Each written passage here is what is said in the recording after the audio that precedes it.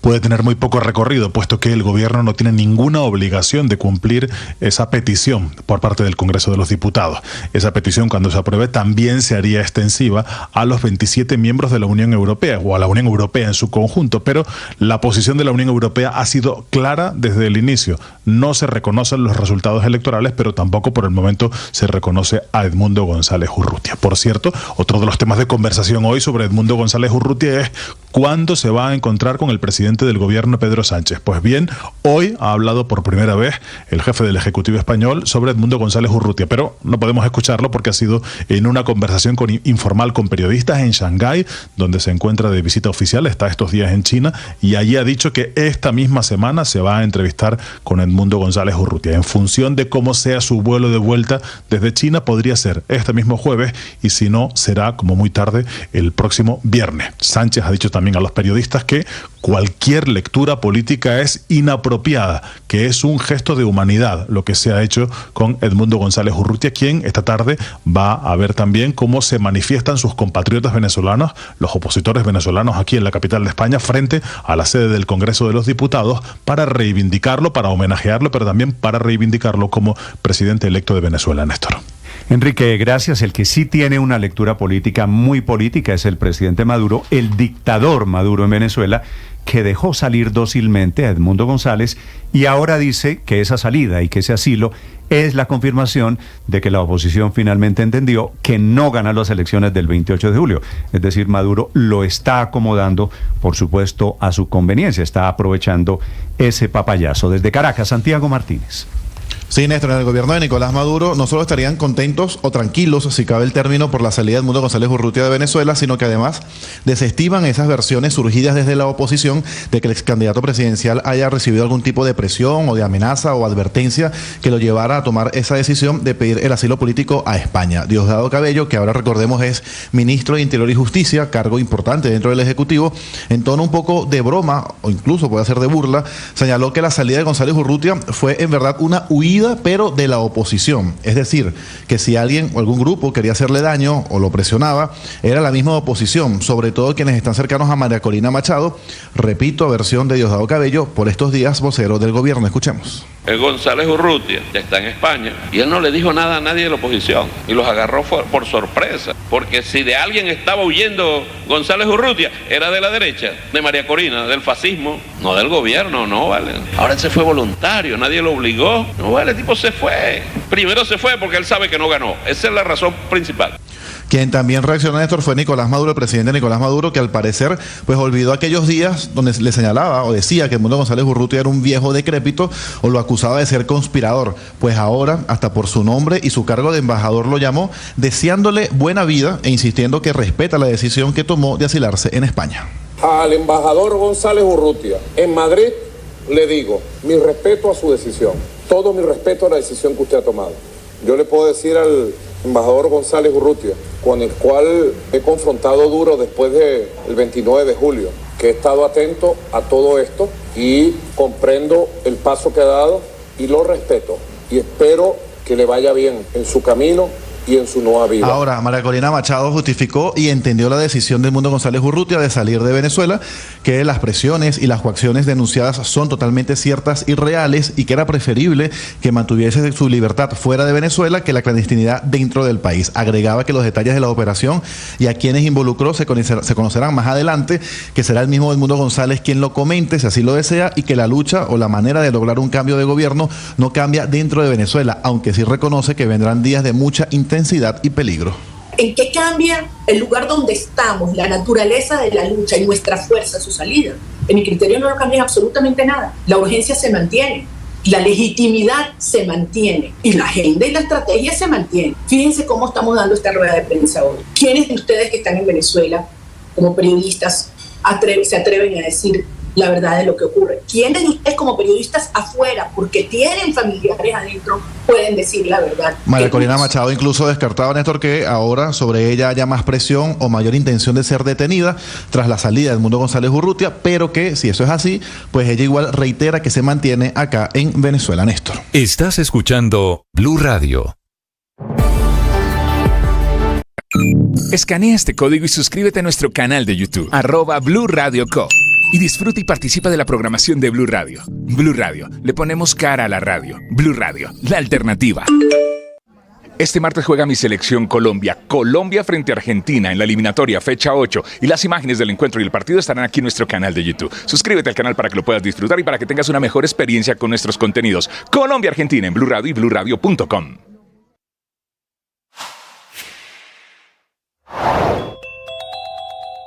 La princesa Kate, que es la esposa del heredero al trono británico, la esposa del príncipe William, anuncia que ha superado su tratamiento. Esta es Blue, más que radio.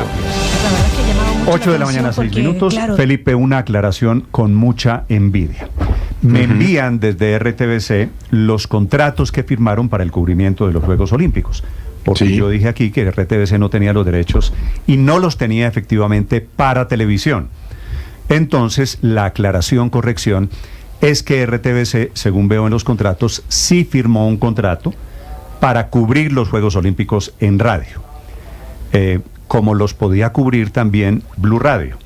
Pero Blue Radio no los cubrió para radio porque no tenía, y esta es la envidia, Felipe, que me produce el tema, la jugosa chequera de RTBC, que con el erario público, con platas públicas, pagó el viaje para 11 personas que fueron a París a cubrir para radio solamente los Juegos Olímpicos.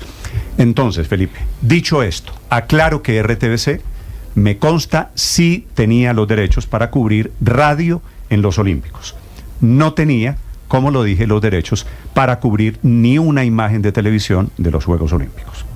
¿Está bien? Bueno, pues está bien, ¿no? Eso sí es así, porque usted ya vio los contratos, pues es lo correcto es lo que usted está haciendo, aclarar. Vi los contratos, Felipe, y digo, el pedacito mío de envidia, la envidia siempre es de la mala. Me da envidia que hayan viajado tantas personas a hacer el cubrimiento de la radio. Los felicito, me parece que hicieron un gran cubrimiento en radio. 8 de la mañana, 7 minutos.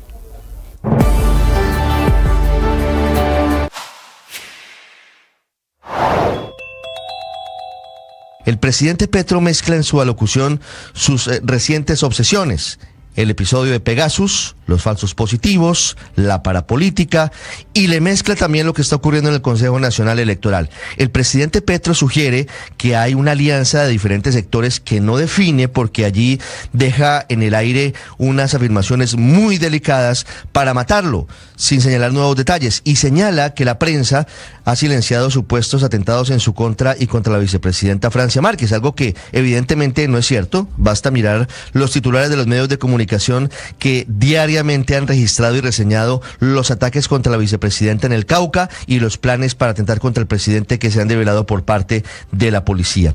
En medio de todo este episodio, el presidente Petro además vuelve a hacer una referencia a lo que pasó en Chile con Salvador Allende antes de la llegada de Augusto Pinochet al poder, y el presidente radicaliza su discurso. El presidente dice que no se va a callar y el presidente dice que los medios de comunicación no pueden ser hegemónicos. Un discurso sobreideologizado que retrata en cuerpo entero, en blanco y negro, lo que es el pensamiento del presidente Gustavo Petro sobre la prensa y sobre lo que está pasando hoy en el país.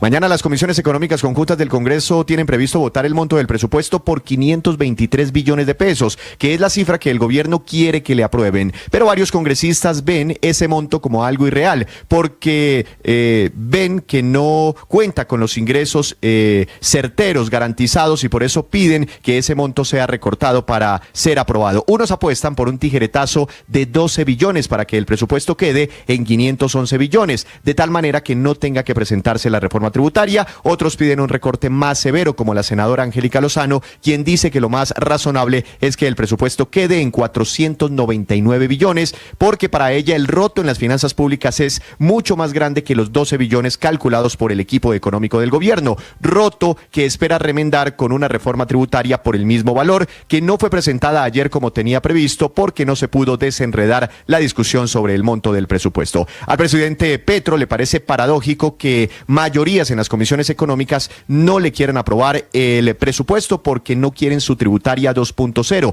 explicando que este proyecto solo gravará, dijo el presidente, a los súper ricos del país, al tiempo que las cargas para las empresas.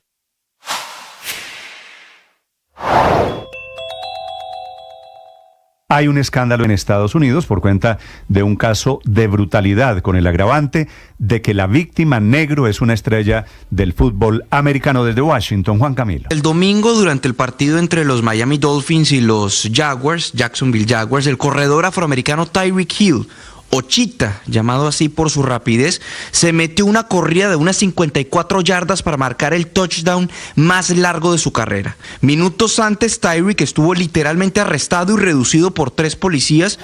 En el intercambio completo se escucha primero el momento en el que el policía toca la ventana y le dice: mantén tu ventana abajo. Se escucha la voz de Tyreek alegando: mantén la ventana abajo o si no te saco del carro. De hecho, sal del carro. Tyreek entonces abre la puerta e inmediatamente entre los 3 policías le caen encima, lo reducen contra el piso.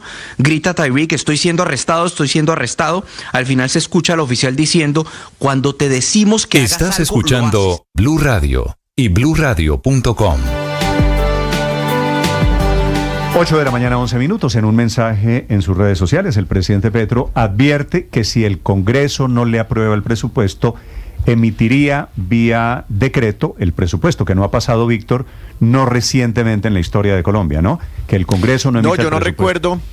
Yo no recuerdo, Néstor, que pues digamos, siempre se emite un decreto, pero digamos un decreto sin ser antes concertado por el gobierno y el Congreso, que se expida un presupuesto de esa forma. Yo no recuerdo que haya ocurrido recientemente. Siempre lo aprueban. El presupuesto tiene alcance legal, Víctor. Es una ley de la República y no se ha emitido vía decreto nunca en la historia de Colombia. Y dice el presidente Petro que existe esa posibilidad en caso, bueno, creo que lo que está anunciando es más que una posibilidad, una decisión en caso de que el Congreso le niegue el presupuesto.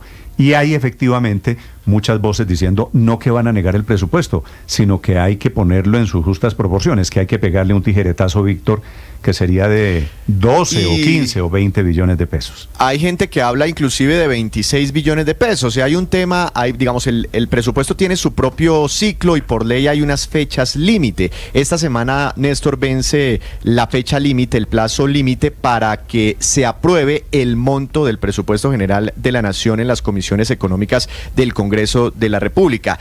Y hay una gran pregunta que pues me gustaría que alguien me la respondiera, y es: si pasamos de esta semana y no se aprueba el monto, ¿será que ya el presidente podría con ese argumento decretar el presupuesto?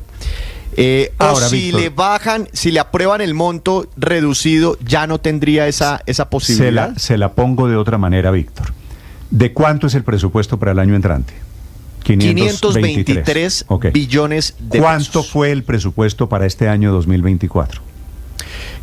Fue como de 503 billones de pesos inicialmente, pero después sobre ese monto le hicieron, recuerde, el recorte de los 20 billones de pesos. Es decir, esta puede ser la año clave. se estarían ejecutando unos 485 billones de pesos. Este año, el del año entrante es 523, repito, y este año es 502. Si el presidente Petro decide firmarlo por decreto y saltarse al Congreso, o si el Congreso eventualmente no le aprueba la plata que él quiere, lo máximo que puede hacer el presidente es asumir el mismo decreto de este 2024. O sea, ¿El mismo presupuesto? El mismo presupuesto, claro. Entonces el presupuesto para el año entrante sería el mismo de este año. ¿Qué quiere decir, Ricardo? Lo comido por lo servido. Porque el Congreso no le aprueba el presupuesto de los 523 y el presidente termina emitiéndolo por decreto, pero hay un límite. El presidente no puede decir: yo emito el decreto con el presupuesto del año entrante de toda la plata que yo quiero. Eso no existe, pues obviamente eso sería una gran irresponsabilidad. Néstor, la consecuencia de eso, si llegaran a ese escenario, evidentemente en materia política, sería que el Congreso muy difícilmente le aprobaría la ley de financiamiento o reforma tributaria. En ese ambiente de pugnacidad política, en ese ambiente en el que el presidente de la República decide expedir por decreto el presupuesto, si llegáramos a ese escenario que usted nos plantea, pues evidentemente sería muy difícil que saliera adelante, Néstor, la ley de financiamiento. Y Ricardo, hay otra discusión interesante, porque el gobierno piensan en este momento y están intentando interpretar la ley o la constitución relacionada con este ciclo presupuestal, que si no le aprueban el monto y no le aprueban el presupuesto, se aplicaría el proyecto originalmente presentado este año para el 2025. Ese es el concepto que tienen hoy en el gobierno nacional. No el mismo presupuesto del año pasado, sino ya el proyecto originalmente radicado, y es sobre el que están teniendo discusiones en este momento con los congresistas. ¿Usted se imagina por un momento sin presupuesto, decreto presidencial para sacar el presupuesto, sin reforma es que yo creo que al tributaria, presidente le puede servir más sin crecimiento del presupuesto para el año entrante? No, el presupuesto 2024 puede salirle mejor en términos de inversión que el presupuesto recortado 2025. En un escenario donde el Congreso haga lo que ha anunciado ya el presidente del Congreso, Efraín Cepeda, que dice que tiene los votos para recortar el monto, pues lo que le está peluqueando realmente es inversión. Y el presupuesto de 2024 tenía una inversión de 99 billones de pesos, ya va por debajo de la inversión presentada para este año. Entonces puede que el presidente esté haciendo esas cuentas, y me conviene más emitir el presupuesto por decreto, que sería el mismo monto de 2024, que sacar un presupuesto por ley recortado. Pero los presupuestos para el pago de la deuda, los compromisos para el pago de la deuda para el otro año son muchísimo más grandes que los compromisos para este año. Y si se llegara eventualmente a aprobar el mismo presupuesto que nos estamos ejecutando, ejecutando este año, pues el faltante sería muy grande, y pues las presiones y preocupaciones de los mercados pues serían enormes. El peor escenario para la economía: al día siguiente amanecemos con dólar no a 5.000, a 6.000 pesos. Y ahí se está acercando a 4.300, Néstor, en este momento. Claro, hay muchas razones internacionales, pero también los mercados están muy pendientes de qué va a pasar con el presupuesto, con los temas fiscales de Colombia y, por supuesto, con esa ley de financiamiento. No quiero imaginarme ese escenario del presidente Petro emitiendo vía decreto, asumiendo vía decreto, Néstor, el presupuesto. Pero me imagino, Néstor, que va a haber una discusión, pero yo tengo el entendido de que el presupuesto que pone el presidente en vigencia vía decreto es el que el gobierno presentó, no el del año inmediatamente anterior. Esa es la teoría que tiene el gobierno. Porque es que el artículo 348... Una que el presidente asume el decreto presentado por el gobierno. Y otra... Sí, pero es que el artículo 348 de la Constitución, yo creo, Néstor, es claro, porque dice que si el Congreso no expidiera el presupuesto, regirá el presentado por el gobierno dentro de los términos del artículo precedente. Si el presupuesto no hubiese sido presentado dentro de dicho plazo, regirá el del año anterior. Son dos hipótesis distintas. La del año anterior es cuando el gobierno no presenta el presupuesto, y el del año actual, digamos, es cuando el Congreso es el que no aprueba el presupuesto. En cualquier caso sería un escenario totalmente atípico y feo para la economía colombiana, por supuesto, unos nubarrones enormes que se avecinan. Porque, Néstor, la verdad es que esto, con decreto o sin decreto, con aprobación o sin aprobación, la crisis fiscal del país es realmente de las más grandes que yo creo que ha tenido Colombia en su historia fiscal. Son muchos los factores que inciden. La caída de la economía, el monto y el costo de la deuda. Imagínese usted, Aurelio, si llegaran a tomar la decisión de no pagar esa deuda, de no pagar los compromisos internacionales. ¿Sabe cuántos contratos por servicios hay? ¿Cuántos? ¿Ya sabe ese dato? 204.000 contratos por servicios. 204.000 contratos por servicios tiene el gobierno central. Estoy sacando, no estoy hablando de nómina. Esas son las famosas OPS, Aurelio. Claro, la nómina son 1 millón de personas, entre ejército, policía, maestros, etcétera, etcétera. O sea, el gobierno tiene el 20% de la nómina adicional contratada a través de contratos. Tiene 200, está suscribiendo 17.000 contratos al mes. Usted lo puede consultar en el Twitter de un muy famoso abogado laboralista, que es el doctor Jairo Villegas. Él lleva la cuenta precisa. Es que nomás en la Agencia Nacional de Tierras hay 4.494 contratos por servicios. Y súmele, Néstor, otras dos cositas más. El déficit en las cuentas externas y el gran fracaso en la gestión y en el recaudo de la DIAN. Es que son 5 o 6 factores que se juntan que hace que ese presupuesto no sea viable, porque tiene gastos de estos que he dicho y fuentes inciertas. Eso no hay cómo conciliar. El trino del presidente Petro es anticipando que no hay ambiente, no hay acuerdo político para aprobarle el presupuesto, y anticipando que el propio presidente del Senado dijo que le va a hundir la reforma tributaria. Jaime Raúl Salamanca es el presidente de la Cámara de Representantes. Doctor Salamanca, buenos días. Hola, buenos días, Néstor, a ti, a toda la casa y a los oyentes. Doctor Salamanca, ¿qué ambiente hay en la Cámara de Representantes para estas leyes, presupuesto y tributaria? Bueno, yo creo que el ambiente no es el esperado por el gobierno, sin embargo, sí veo un poquito, digamos, de mayor oportunidad para la escucha y la construcción de puntos medios que permitan que no se llegue al escenario de la adopción vía decreto del presupuesto general de la Nación y de una ley de financiamiento que sea, digamos, ponderada de acuerdo a las realidades de cada uno de los distintos sectores del país, en donde no se grave con más impuestos a las clases menos favorecidas Cámara, de este doctor país. Salamanca, en la Cámara, en donde el Congreso ha sido en general más pro Petro, en donde el gobierno ha tenido más interlocución y más margen de maniobra, ¿usted en la Cámara también ve a los parlamentarios hundiendo la ley de presupuesto?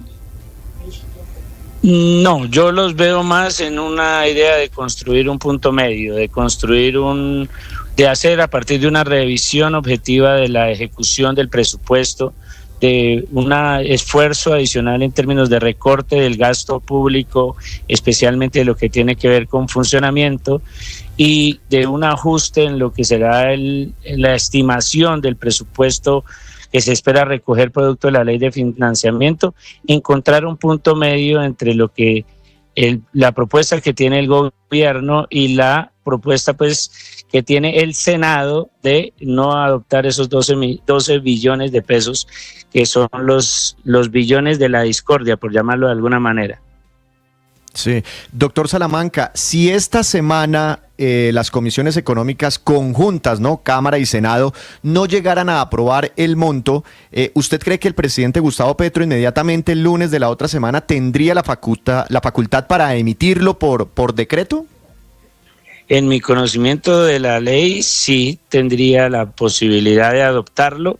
Sería un escenario atípico, como bien lo decía Néstor, pero legal, constitucional y válido desde el punto de vista. Sí, ahora es legal, pero yo no sé si conveniente. Doctor Salamanca, ¿cómo están las fuerzas políticas hoy en el Congreso? ¿Cuántos senadores, congresistas, representantes a la Cámara tiene usted alineados con un lado o con el otro? Bueno, a diferencia del presidente del Senado, el doctor Efraín, yo escasamente tengo mi voto, no estoy alineando a nadie a favor o en contra de una posición.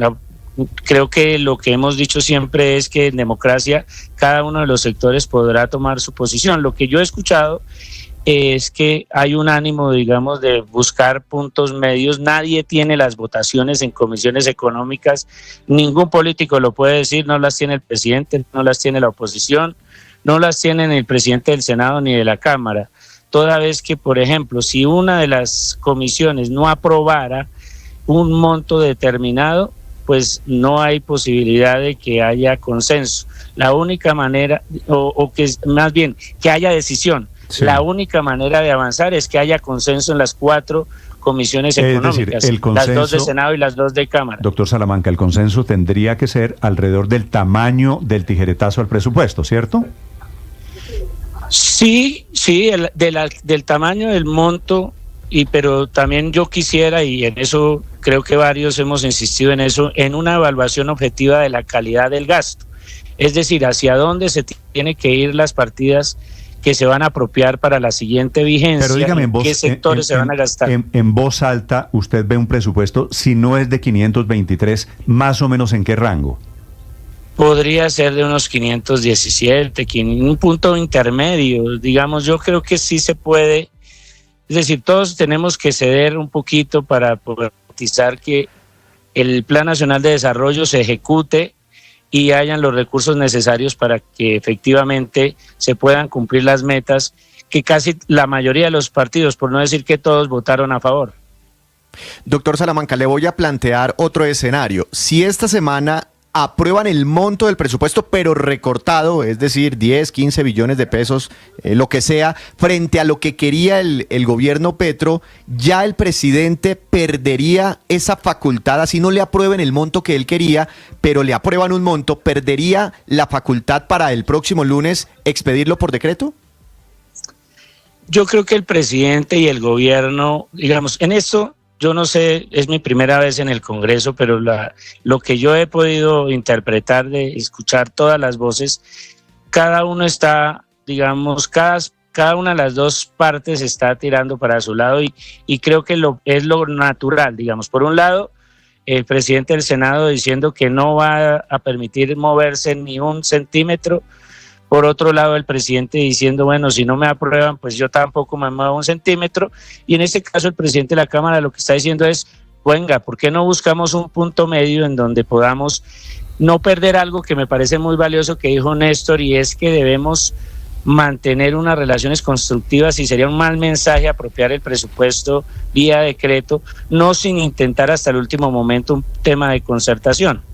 Yo creo que va a haber concertación, ahí hasta el domingo es el último plazo y pues nada, están allá en acuartelamiento de primer grado los congresistas de las 4 comisiones económicas buscando ese consenso. Lo que yo he hablado con los presidentes de la tercera y de la cuarta de Cámara es que puede ser una salida encontrar un punto medio que revise, digamos, la estructura de la ley de financiamiento para que sea algo pues objetivo, real, no dejar desfinanciado el presupuesto, y también para que el gobierno revise en ciertas carteras que el nivel de ejecución no ha sido el esperado.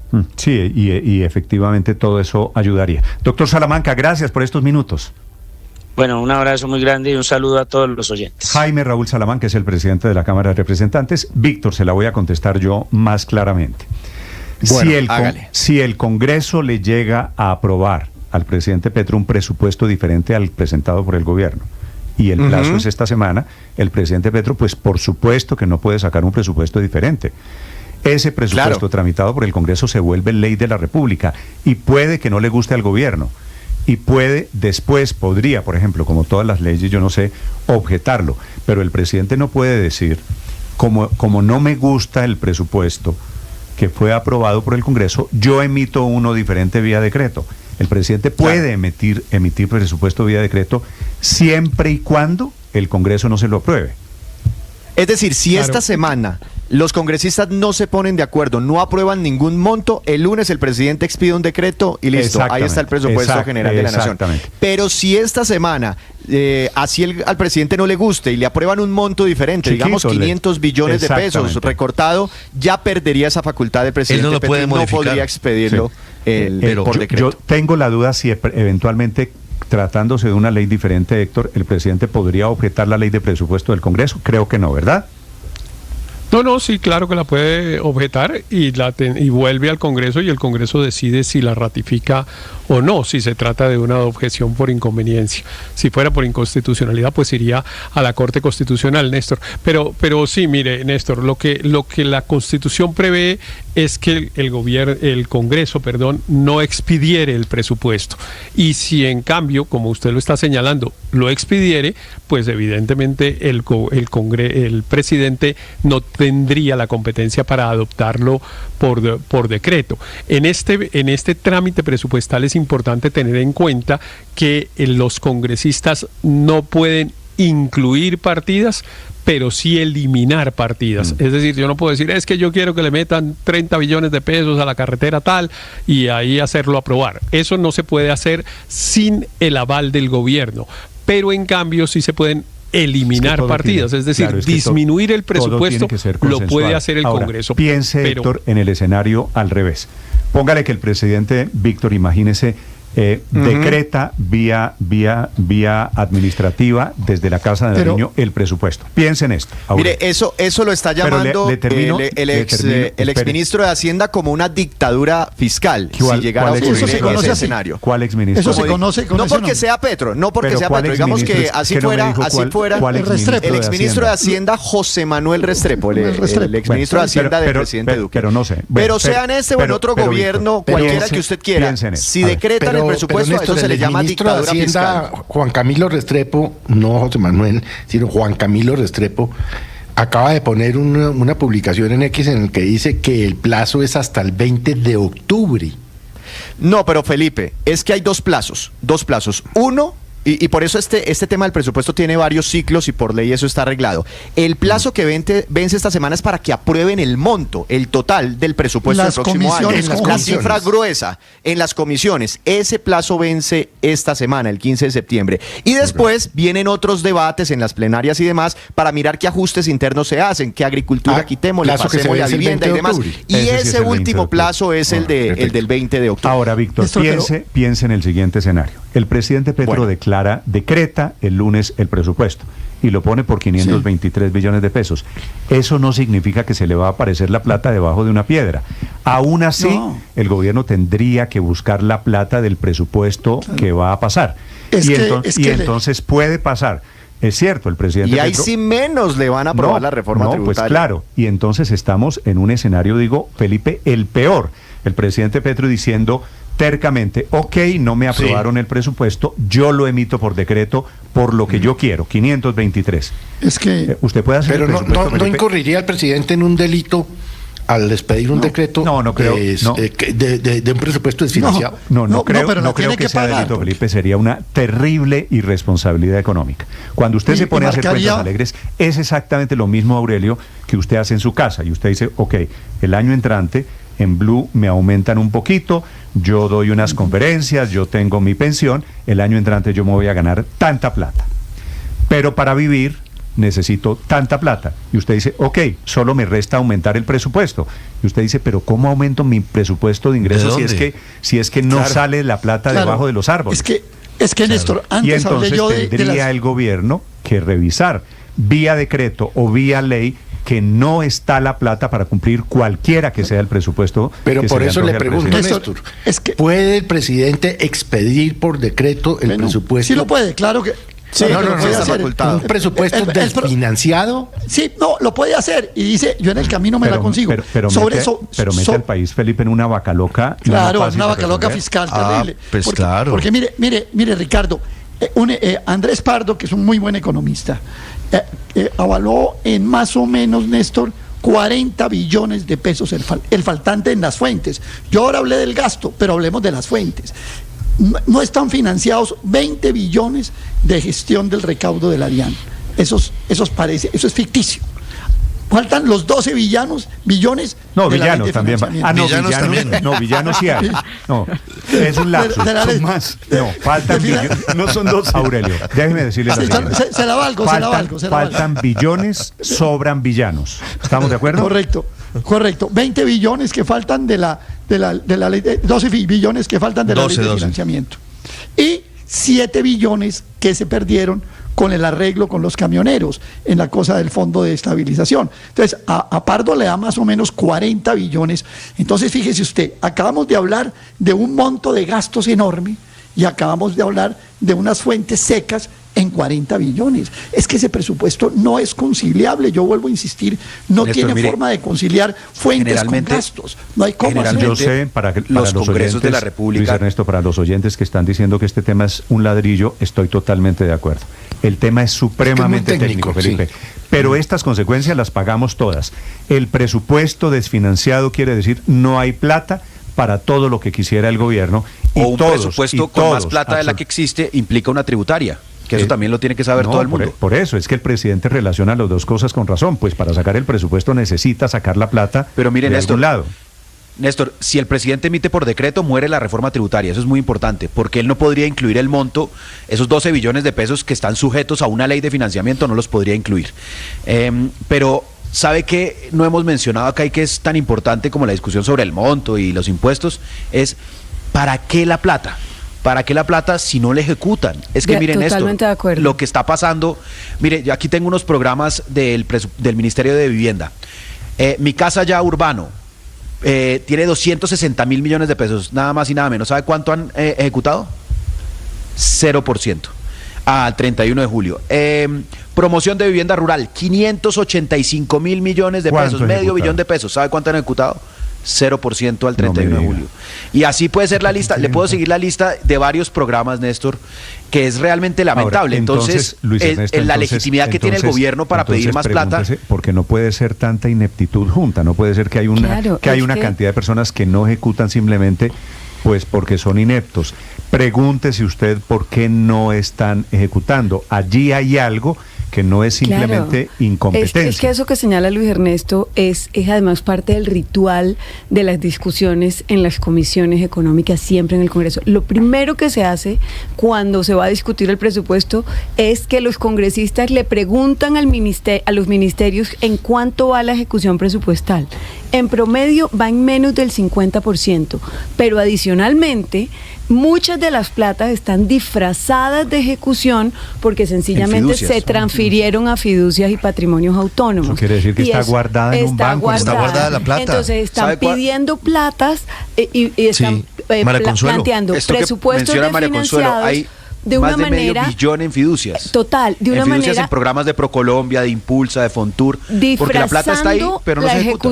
Disfrazando la ejecución en fiducias y patrimonios autónomos y en un desfase completamente de ejecución con lo que va recorrido del año. Entonces, no tiene autoridad moral para pedir más plata cuando no son capaces de ejecutar, como se ha señalado, por ineptitud, porque no hay experiencia en formas de ejecutar. María Consuelo, hay algo diferente a la ineptitud. No sé qué es, no me pregunte qué es, pero no puede ser que tantas. ¿Para qué se guarda el dinero? No entiendo. Pregunte en el Ministerio de la Igualdad, por ejemplo. Y entonces Néstor, a la pregunta de por qué guardan la plata, de por qué no ejecutan, de por qué está en una fiducia, pregúntese, ¿y para qué quieren más plata? Es como cuando tu hijo te dice, papá, dame 100,000 pesos, dame mi mesada, y tú le preguntas, pero bueno, si tienes la mesada anterior y la anterior y la anterior y no la has usado. Y él te va a decir, Alberto, te tiene que dar una explicación. Nos contó ayer la senadora Angélica Lozano que el gobierno, a través de una de sus ministras, argumentando y explicando la reforma y el presupuesto, señaló que el gobierno estaba guardando la plata en fiducias para ejecutarla en el 2026. Claro, 2026. Por eso es lo que están buscando para aumentar los contratos de prestación de servicios. Les sugiero, Ricardo, que se salgan un poquito del sofisma, del mito de que el gobierno simplemente es incompetente y no ejecuta, o el gobierno tiene una estrategia, razón por la cual no ejecuta. Néstor, 8 de la mañana, y a mí me 37 minutos. Señor Daniel. A mí me preocupa la cifra que mencionó el presidente de la Cámara, es decir, para él la desfinanciada es de más o menos 6-7 billones.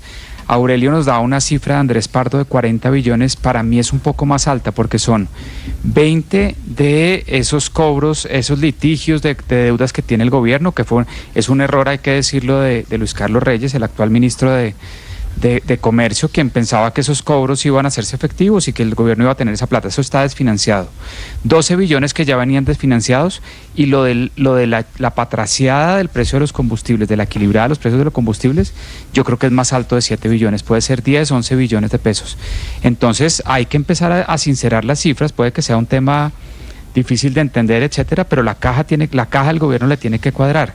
Y hablar de solo 6 o 7 billones de desfinanciación es falso, oculta, digamos, la realidad fiscal del país, y hay que poner la cifra en concreto. Está desfinanciado en más de 40 billones de pesos, y eso es lo que el Congreso de la República debe exigirle al Congreso. Usted que es economista, Néstor, si no hay plata, perdón, le hago esta pregunta, Héctor, a Daniel, si no hay plata, ¿usted ve en riesgo los compromisos, las obligaciones financieras de Colombia en mercados internacionales? Claro, y ahí el mercado va a castigar al gobierno. Ahí mismo, como usted nos decía antes, amanecemos con una tasa de cambio que puede estar entre 5 o 6 mil pesos, 5 o 6 mil pesos por dólar, no los 4.000 que estamos actualmente, porque el mercado tarde o temprano termina castigando una caja desfinanciada del gobierno y la insostenibilidad fiscal del gobierno. Suben lo que se llama automáticamente, Víctor. Y suben los intereses a la deuda colombiana también, ¿no? El riesgo, lo que llaman los economistas, el riesgo país. Claro. 8 de la mañana, 39 minutos. Pero Néstor, varias cositas. Bueno, la primera es que me alegra mucho que finalmente en Colombia haya una discusión sobre el presupuesto, ¿no? Porque si algo, digamos, es esencial para la democracia es que el presupuesto público se discuta, haya una deliberación pública sobre él. Y en Colombia yo al menos no recuerdo que haya ocurrido. Yo creo que si en algo ha habido opacidad en Colombia... Héctor, todos los años hay discusiones del presupuesto. No, Néstor, jamás hay discusión. El gobierno presenta un proyecto, se reúne con los congresistas a puerta cerrada en el despacho del ministro, convienen los cupos parlamentarios y se aprueba el presupuesto sin que nadie sepa ni qué dice ahí, ni cuánto vale, pero ni de dónde sale la plata, los gobiernos llevan financiado el presupuesto. Ni si se hace el metro, ni si se hace el no metro, etcétera. Esa no es la diferencia. La diferencia es una diferencia. La diferencia es una diferencia interesante que hay en el sistema democrático colombiano. Petro se la montan hasta con el presupuesto, eso es lo que usted me quiere decir. La diferencia es que en el sistema democrático colombiano hay una diferencia que lo está fortaleciendo mucho la democracia, que es que el gobierno no tiene la mayoría en el Congreso. Lo demás era una cosa ahí más o menos. Yo sí me resisto a creer. Una comedia de democracia que no era democracia porque lo que había era un contubernio entre los poderes públicos. Entonces me alegra mucho que finalmente tengamos... Claro que lo que había era un contubernio entre poderes públicos. O sea que Petro nos llevó a la democracia, que antes no había democracia y que lo que era era un contubernio. Héctor hace referencia a la famosa frase de Roberto Gerlain. ¿Usted se acuerda que Roberto Gerlain hablaba del partido del presupuesto? Decía, en Colombia, en el Congreso, en el Senado, todos somos del partido del presupuesto. Y en ese sentido, pues tenía algo de razón. Pero el debate de este presupuesto no es porque hayan dejado de ser partido del presupuesto, no. El debate en este momento es porque no hay presupuesto equilibrado. Así estuvieran en el partido del presupuesto. Porque no hay un gobierno diligente en el manejo de las cifras, Aurelio. Lo que hay aquí es un gran despelote, Néstor, de matemáticas, de aritmética. Usted hablaba... Usted hablaba, perdón Luis Ernesto, usted hablaba ahora, Néstor, del riesgo país. Sí. Ya estamos pagando intereses entre el 10 y el 11% en deuda pública internacional externa y en deuda pública interna, en TES, por ejemplo, a ciertos años. Estamos ya y es que eso es lo que encarece. Mire, vamos a pagar 112 billones de pesos de servicio de deuda. Lastimosamente, 56 son de intereses y solo abono de capital el otro tanto. O sea que esto se vuelve una locura porque es endeudándose para pagar y pagar para endeudándose. La famosa ley pues de don Simeón Torrente, en que se ha vuelto la hacienda pública de Colombia. Héctor tiene razón en decir que los estándares para el presidente Petro en el Congreso son distintos que para otros presidentes.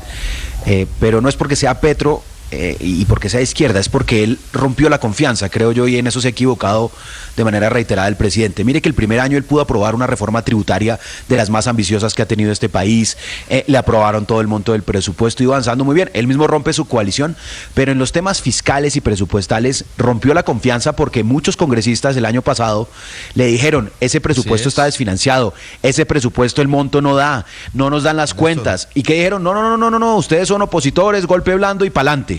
Y pues con el resultado evidente, y es que tuvieron que empezar a hacer los recortes este año. No es la primera vez que pasa en Colombia. Presupuestos desfinanciados ha habido muchas veces, y tan ha habido tantas veces que está previsto en la Constitución un mecanismo para que, presentado un presupuesto desfinanciado, se pueda remediar la situación a través de una ley de financiamiento y se pueda completar la plata. Es digamos, como del giro ordinario. Héctor, ¿usted no ve un deterioro de la confianza hacia el gobierno? Claro, por supuesto, pero sobre todo lo que veo es una cosa que... No que al alumno se la tengan montada, sino que el alumno no ha pasado los exámenes. Pero no, eso en política no importa, Néstor. En política lo que importa es usted de qué partido político es y si es del mío o del contrario, así nos entendemos. Pero además cuando yo estoy diciendo esto, lo estoy diciendo en términos positivos. A mí me parece magnífico que el Congreso finalmente esté haciendo un examen serio del presupuesto. Antes no lo hacía. No, sí lo y no hacían. Es por montarse. No lo hacía jamás. Yo he estado en discusiones de presupuesto varias veces. No había nada más grotesco. No hay nada más grotesco. Muy injusto con los No hay nada más grotesco que la discusión del presupuesto en el gobierno. No hay nada más grotesco que la discusión del presupuesto en el sistema político colombiano. Y descalificatorio y ofensivo. Solo le digo una cosa, Héctor. Aquí hemos tenido, y esa es la narrativa que han intentado cambiar. Hemos tenido una economía seria, una economía manejada con responsabilidad. Echar por la borda y decir que aquí todo es una parranda, el contubernio de ampones para aprobar todo. Es muy injusto eso me parece que es un poquito exagerado. Néstor, ahora, el presupuesto, es cierto, la adopción del presupuesto. Pues claro que el presupuesto lo apoyan cuando el gobierno presenta un presupuesto Néstor, responsable y financiado. No, el presupuesto lo aprueban cuando el gobierno tiene las mayorías en el Congreso y lo desaprueban cuando no la tiene. Y eso pasa en Colombia y en los Estados Unidos. Pero Héctor, en honor a la verdad, si fuera cierto lo que tú planteas, Héctor, tendríamos no un año, sino varios años el presupuesto desfinanciado. O sea, lo que vimos este año, que los colombianos no lo ven con tanta frecuencia, y es que el gobierno tiene que salir a decir, vamos a recortar 25 billones del presupuesto, tenemos problema de caja, tenemos que congelar los recursos. Eso lo vemos no todos los años, lo vemos este año y lo vemos, en cambio, y eso lo que demuestra es que el Congreso sí hace una tarea rigurosa y los ministerios de Hacienda han hecho una tarea rigurosa en el pasado. El primer ministro de Hacienda del gobierno Petro, los ministros de Hacienda de Duque, de Santos, de Uribe, en tratar de presentar presupuestos equilibrados. De lo contrario lo veríamos todos los años, y la calificación de riesgo, además que eso no es porque le caiga bien el presidente a las calificadoras. La calificación de riesgo es un criterio macroeconómico que aplican inversionistas y dicen, este país es confiable o no es confiable, y las calificaciones de riesgo de Colombia frente a algunos otros países de la región son buenas. Entonces, por eso pues yo creo que aquí hemos manejado eso con seriedad, hay que decirlo. La economía colombiana tiene una fama bien ganada de seria. La aprobación del presupuesto ha sido una de las principales causas o fuentes de corrupción en Colombia. Es que es ahí donde se reparte el presupuesto de los denominados cupos indicativos y antes denominados auxilios parlamentarios. Claro que no es un presupuesto perfecto y los incentivos a los congresistas. En eso tiene razón. Permítame, Néstor.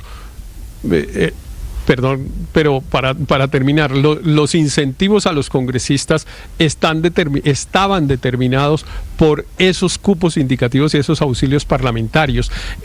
Ahora, me encanta que ahora se haga un debate y ojalá se aprobara por un número menor. Creo que no se va a poder aprobar, entre otras cosas, porque lo que yo veo que el gobierno va a hacer es entorpecer la discusión en el Congreso para que se llegue el 20 de octubre y no haya presupuesto y el gobierno lo pueda expedir por decreto. Pero además, déjeme decir una cosa, si pasa ese escenario, no pasa nada. Lo que usted está no hay que alarmarse. No hay que alarmarse, ni el dólar va a subir a 7.000 pesos, ni nada de eso. Por una razón.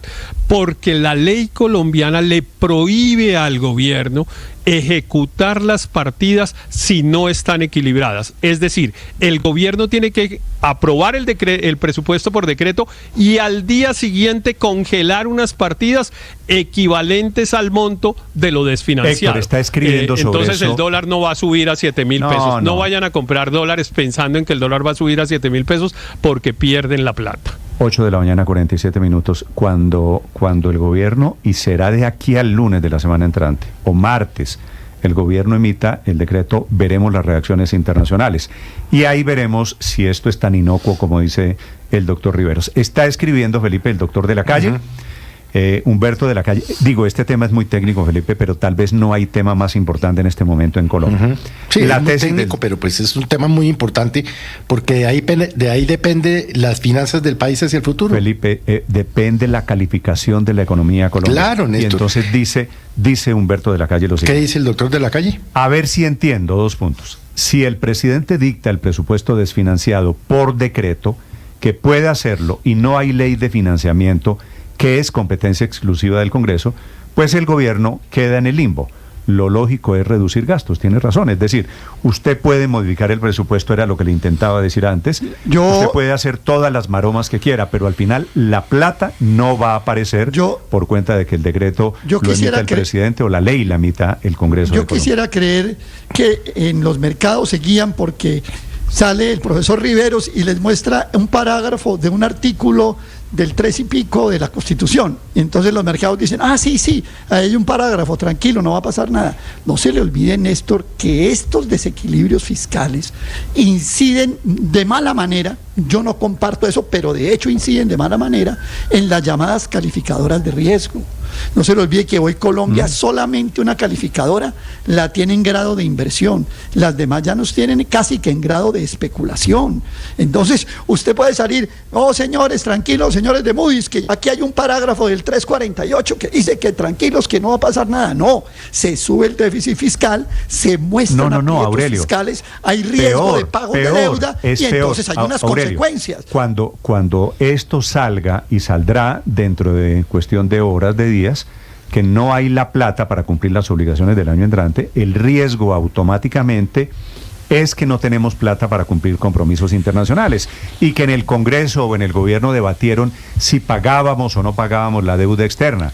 Y obviamente mire, Néstor, eso nos pega a todos. Néstor, si el presidente emite el presupuesto por decreto, le va a dar lo mismo, porque la realidad es que la plata no está, o sea, el decreto, el papel del decreto no va a hacer que la plata de un momento a otro aparezca en Hacienda. Y si lo emite por decreto, pues el ambiente en el Congreso para una eventual tributaria o ley de financiamiento pues será nulo. Entonces sería un tiro en el pie, la verdad, me parece. Luis Ernesto y Néstor, este tema del presupuesto es sumamente importante por todo, y mucha gente lo ve como lejano, que la calificación, que yo no sé qué, que el riesgo país, pero mire, ahí está la plata de las pensiones, está la plata de mucha gente que recibe subsidios de vivienda, está la plata de mucha gente que recibe subsidios para pagar el recibo de gas y de energía, para que la tarifa le llegue más barata frente al resto de la población, programas sociales, renta ciudadana, adulto mayor, la devolución del IVA, los salarios de trabajadores públicos, plata para vías, para carreteras. Pero Néstor, mire, le voy a leer este trino. Para excusar la presentación de la ley de financiamiento que le permita cobrar más impuestos el año entrante, el gobierno presentó un presupuesto desequilibrado para el 2019 engañosamente. Subvaloró las utilidades de Ecopetrol que serán entregadas en 2019. Trino el 6 de noviembre de 2018 del señor Gustavo Petro, hoy presidente de la República. Héctor, los presupuestos siempre se han discutido. Estás escuchando Blue Radio.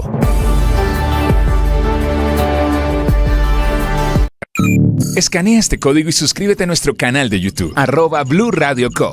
Y disfruta y participa de la programación de Blue Radio. Blue Radio, le ponemos cara a la radio. Blue Radio, la alternativa. Hola, ya estamos en Barranquilla. Todas las imágenes del partido Colombia-Argentina desde el Metropolitano, disfrútenlas con nosotros a través de Blue. Suscríbanse a nuestro canal de YouTube. La fiesta de la eliminatoria Colombia-Argentina en el Metro, aquí en Blue.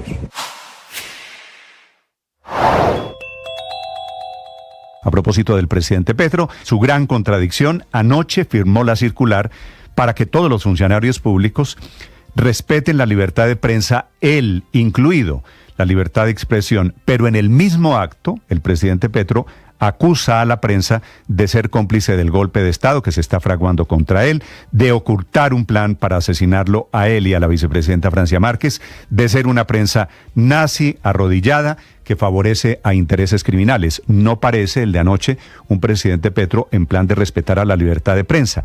El presidente le cuelga una arandela a ese tema de respeto a la libertad de prensa, pero ejerzo el derecho a la crítica. Relacionando todo con todo, el presidente Petro vuelve a decir que hay un golpe en camino, financiado por la mafia política que silencia en los medios, que las pruebas para tumbarlo son pruebas chambonas en el Consejo Electoral. Puede ser, y dijo que el poder en Colombia es económico y que la forma de acumulación de capital es la cocaína. Esta es la radiografía que el presidente tiene del país que gobierna. Esta es Blue, más que radio. Como se nos olvidó que estábamos en crisis de agua, como en septiembre no está lloviendo lo que llovía en septiembre, hoy la ministra de Medio Ambiente le está pidiendo a Bogotá tomar medidas urgentes para mitigar las consecuencias de la sequía que estamos viviendo. Una sequía que ha provocado otra vez, repitiendo las escenas de comienzo de año, incendios forestales en diferentes regiones del país. Cristian Correa.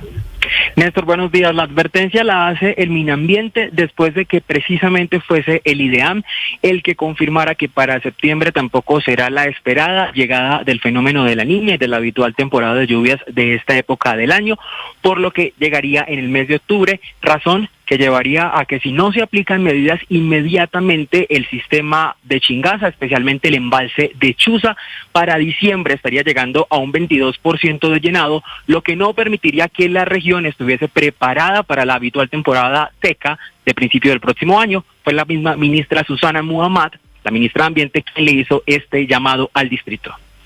Pero de aquí hacia adelante, ya estamos en septiembre, a partir de octubre debe haber una disminución de 3 metros cúbicos por segundo en promedio para que precisamente podamos llegar a diciembre con una situación del embalse que no sea una trayectoria normal. Si siguiéramos la trayectoria normal sin hacer nada, estaríamos en un 22% en diciembre y esa agua embalsada no alcanzaría para suplir toda la demanda que se demanda del embalse de Chuza entre enero y abril, que es temporada seca en la región andina.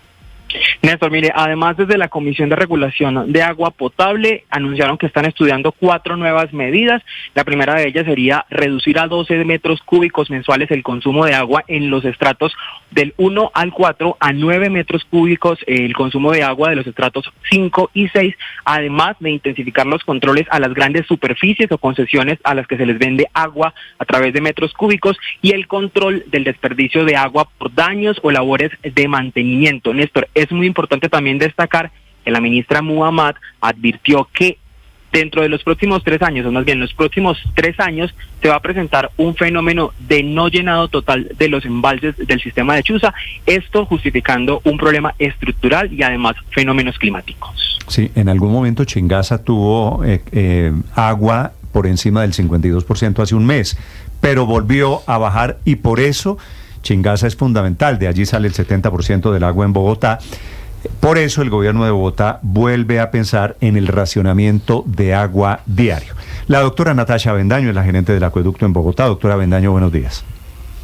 Buenos días, Néstor, y buenos días a todos los que escuchan a esta hora Blue. Gracias, doctora Avendaño. ¿Qué tan grave es la situación otra vez con el tema del agua?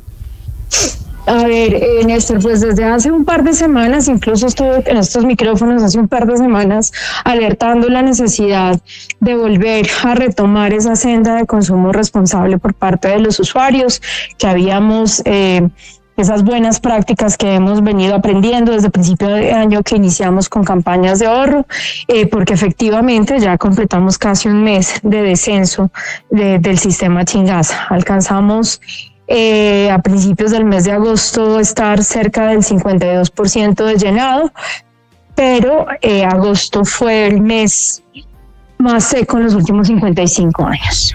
Sí, doctora Avendaño, ¿y qué se espera para los próximos meses? ¿Qué les dicen a ustedes sobre el tiempo, sobre el clima, sobre las lluvias? Bueno, pues ya escucharon los pronósticos del IDEAM, son que efectivamente no va a haber las lluvias. De todos modos, esta época de octubre, históricamente octubre, noviembre, diciembre, era cuando empezaban a bajar las afluencias. Ya vimos que empezaron a bajar desde antes, el mes de agosto muy deficitario, no llegó ni al 45% del promedio histórico, y por eso es que reiniciamos más bien con fuerza este llamado de atención al consumo responsable.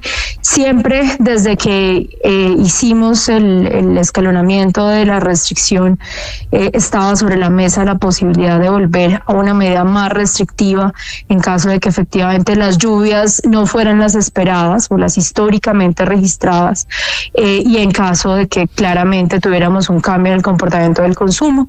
Entonces estamos en la evaluación de esas medidas y en preparación de todo lo correspondiente para poder hacer anuncios con tiempo para que los usuarios ajusten y vuelvan o adopten las nuevas medidas, y esas se harán en conjunto con la Alcaldía de Bogotá en su debido momento. ¿Qué cambios en el comportamiento debemos adoptar diferentes a los que ya habíamos tenido, doctora Avendaño, como recoger agua en un balde mientras se caliente el agua, el tema de la descarga de los inodoros o de las cisternas, los lavados de los carros? ¿Qué más contribuciones pueden hacer los bogotanos para ahorrar agua? Esas que acabas de mencionar son muy importantes, o sea, recordemos que aquí lo importante es volver como a tener esa conciencia de cada gota de agua que utilizamos, de tener cerrada la llave mientras nos echamos el champú, nos lavamos los dientes, mientras los hombres se afeitan, 3 minuticos en la ducha son suficientes, usar la lavadora con la carga completa. Y algo muy importante, porque hemos venido recibiendo de varias partes que la gente ya hemos tenido unos días como tan calurosos, entonces volvieron a regar jardines con manguera, volvieron a lavar fachadas, a lavar carros, y no es el momento de hacer eso. Hemos pedido que la ciudadanía sea muy consciente de la necesidad de no malgastar el agua. Doctora Natacha, ustedes han insistido en esa necesidad de tomar medidas de ahorro de agua en Bogotá. Según la CAR, el momento más crítico de los embalses, sobre todo el sistema Chuza, llegaría en el mes de octubre. Si no tomamos medidas, si no somos juiciosos y se mantiene la situación de la meteorología hoy, ¿podríamos vernos obligados desde octubre a tener un racionamiento de agua más severo en Bogotá? Como lo mencionamos desde el inicio del cambio de esquema, esa siempre es una posibilidad, siempre está sobre la mesa, y siempre está sobre la mesa volver allá. Precisamente estamos analizando esas alternativas operativas, porque acuérdense que esto es un sistema, entonces no es solamente lo que viene de Chingaza, sino también lo que viene del río Bogotá, el caudal que obtenemos de agua potable de la planta de Tibitoc, que hemos venido aumentando desde principios de año y que hoy está entre más o menos unos 7 y 8 metros cúbicos por segundo, y que dependiendo del avance de esa optimización que estamos adelantando en La Plata, pues vamos a poder llegar a 10 metros cúbicos por segundo. Entonces, dado que esto es un sistema que tenemos que tener absolutamente coordinados todos los caudales para poder garantizar la prestación del servicio, pues pronto haremos los anuncios de cuáles serán esas medidas necesarias para poder garantizar el abastecimiento este año y el próximo. Doctora Avendaño, ¿cuáles son esos indicadores tanto de consumo como de niveles de embalses que la llevarían a usted a tomar la decisión de volver a los racionamientos